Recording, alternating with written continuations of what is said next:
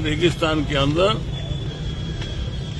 खेजड़ी वृक्ष का बहुत महत्व है और इसका महत्व समझते हुए गुरु जम्बेश्वर महाराज ने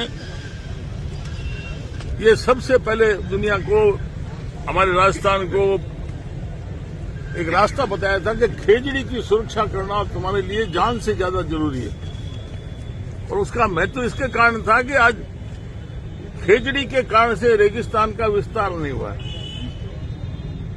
आप खेजड़ी को देखोगे तो इसकी जो बनावट की है ऊपर वाले ने, इसकी पत्तियों का रुख इस प्रकार से होता है कि हवा जब तेजी से आती है तो वहां एक व्हिर्लपूल चक्कर सा बनता है और नीचे जो रेत होती है वो उड़ के आगे चली जाती है, मतलब रेगिस्तान नहीं बढ़ने देते। इस खेजड़ी का बहुत बड़ा महत्व है और इसीलिए इस महत्व को समझते हुए राज्य वृक्ष घोषित किया हुआ है खेजड़ी को। और इसके पीछे गुरु जम्बेश्वर महाराज के आह्वान के कारण से जोधपुर में जब जबरदस्ती खेजड़ी काटी जा रही थी तो 363 महिलाओं ने, पुरुषों ने इसके लिए चिपट के चिपकू आंदोलन की शुरुआत की थी और अपनी जान दी थी। इस बात को समझना चाहिए राज्य सरकार अंधी हो रही है। केंद्र सरकार इस बात को सोच ही नहीं रही है कि हमें बिजली का उत्पादन करना है। अरे पहले हमें ये धरती रहेगी जब ना, बिजली किस काम आएगी? ये मानव रहेगा, ये वन्य जीव रहेंगे, पक्षी रहेंगे, जब ही तो होगा ना। लेकिन ये ग्रीन एनर्जी के नाम पर जनता को धोखा दे रहे हैं। आप ग्रीनरी को तो खत्म कर रहे हो, हरियाली को खत्म करके कौन सी हरी बिजली ला रहे हो?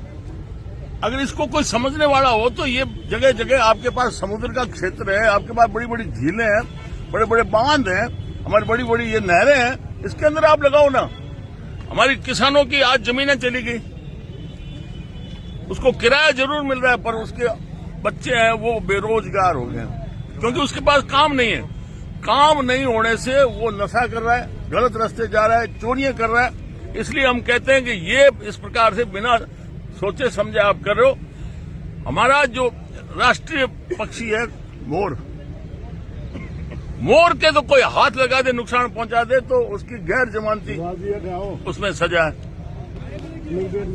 और राज्य वृक्ष जो हमारा खेजड़ी है, इसके अंदर जुर्माना कितना है? 100 रुपए।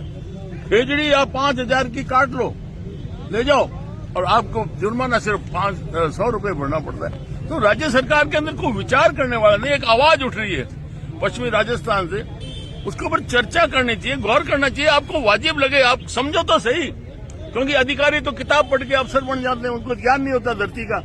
वो कभी ननियाल में रहा नहीं, कहीं दादाना में रहा नहीं। इसलिए जनता के बीच में आके पूछना चाहिए, समझना चाहिए कि समस्या क्या है आखिर।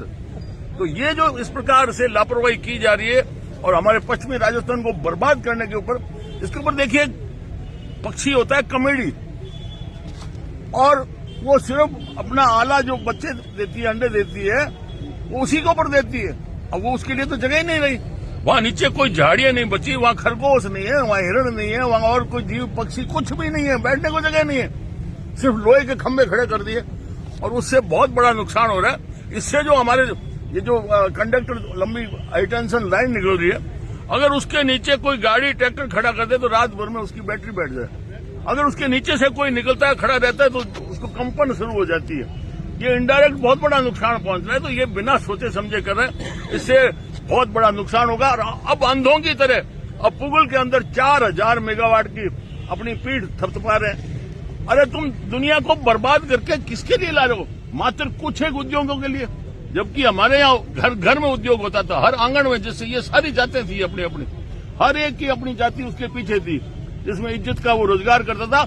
और एक गांव में इतना प्रोडक्शन होता था जो आज से 250 साल से पहले पूरी दुनिया में जितना निर्यात होता था उसमें 34% हिस्सा भारत का था।